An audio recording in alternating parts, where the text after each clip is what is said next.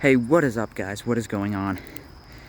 I've come to make a video about this, my 2005 Suzuki KingQuad 700. Now, so I bought this thing when it had 2,498 miles. Let's check the odometer. 2,698. You can see that? That's better. So, I have put exactly 200 miles onto this machine. I bought it in 2021, towards the end, and it's already September 2023, so I've owned it for 2 years, and I will be giving you my ownership experience. Now, a lot of people, when they're buying ATVs, especially Japanese ones, they look at reliability, because people who buy KingQuads definitely look at the reliability section of an ATV. So this one has been phenomenal. I have had some issues with stalling. It's not too bad. It does occasionally happen. Every ride, probably even every ride, every major ride, it only happens pretty rarely. It's not a huge deal. It won't turn off at high speeds, only when you're going 2 miles an hour. That's the only issue I've had with it. But otherwise, it's been phenomenal. Absolutely no issues with it. Now, people do compare this to a Grizzly. And, they want to know about the suspension. Now, this thing climbing on it. The shocks, by the way, or the springs are adjusted to the second softest setting. Don't know if you can see, but they are. Suspension, it's, it bounces a bit, just as it should, and everything else, the ergonomics are very good on this thing. Fit and finish, absolute, no panel gaps, everything's good. The shifter shifts just so smoothly. Honestly, it's an addiction. I could probably do this for hours. Absolutely great. The only problem, although, there is one problem that KingQuads do have. Let's put the mirror down so I don't accidentally show my face. And that is the screening position. I'm not going to sit down because it's wet. I just washed it. But position of the screen, if we can see, it's pretty high up, like all of these parts. So when you roll this over, which I once did, rolling this over isn't very fun because you can see I got this crack now. Because when I rolled this over, even the handlebars met. So this came smushed down with it. Screen still works. It's still the original screen. So that's good, but, there's this mark over here. There's a hole right here.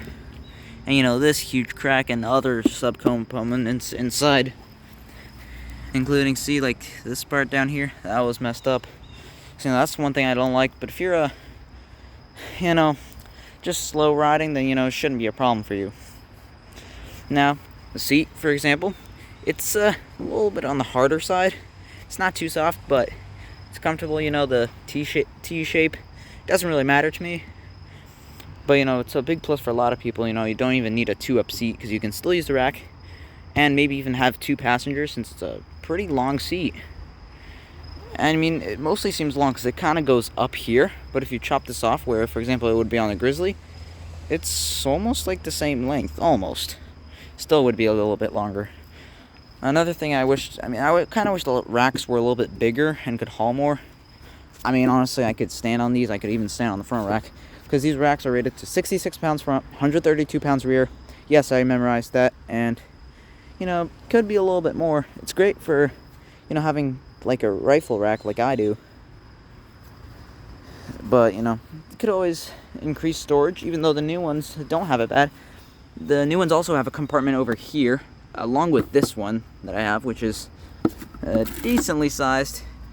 It's about this deep. It's not bad. It's not huge. But, they also have this one, which is also great. And I also like having this one in the fender. I always hook up my GoPro batteries to a power outlet and just put it in and close this up, and they charge while I ride. So that's very good to have. But other than that, features, everything works on it. Everything's good. You got start, headlights. Oh, by the way, yeah, one thing I don't like, instead of having just a headlight switch here to turn them on, you have to turn the key. If you press, you know, just have it on, no headlights, do it once, and your lower lights come up. Sorry, I'm just gonna wipe the camera. If you do it twice, your third light pops up, which is nice because you have 3 headlights. You know, I don't really like turning in the key. I think you still have low beams and high beams for some reason that I don't even know. It's probably useless, absolutely. So I'm unsure about what that's really for. But yeah, other than that, you know, kind of want to make just a short video. It's a dang good machine. You know, it's so smooth. It just drives so smooth. I drove my Yamaha, even though I have a Yamaha Grizzly. You know, after driving it, I went to turn this thing on, and you know, had to drive it up the trailer. Holy crap, it's actually so smooth. And plus this, you know, Suzuki just dominated it with their shifter. You know, it's not really so easy to move through it. Not too much, but it's just great. You know, these things still have the pole starter just in case your battery dies, you know. I'm surprised that newer ATVs don't have it. It's such a good feature to have. You know, I've never really had the battery completely gone on me. But, you know, the battery, it's here under the seat. Not much. You know, it's a good battery. You know, you got all the other stuff over here. And, you know, here's your air filter, which is mounted in a very good spot. But I kind of wish there was a storage compartment here. Yamaha has them on the newer models of Kodiak and Grizzly 700, which I kind of wish this had it, because I mean, I have a friend with a Kodiak 700, and that compartment is absolutely massive. You can haul so much in there, and besides, you can put gloves in there. So, you know, when it's winter, every 10 minutes, you can just open it up and change out your gloves, because, you know, the engine heats it up, so everything you put in here is going to be warm. So that's just really nice to have. You know, I mean, you got all your stuff, you know, the kill switch always works on me, you know, override here, you know, the push button 4-wheel drive, and diff lock. You know, Yamaha has it that, you know, you have to press the button, right, then you have to move a lever and then press the button for diff lock. Here it's just this for diff lock, so it's kind of faster if you really need to get out of a situation, like a muddy situation, very quickly. That's definitely better than how Yamaha did it.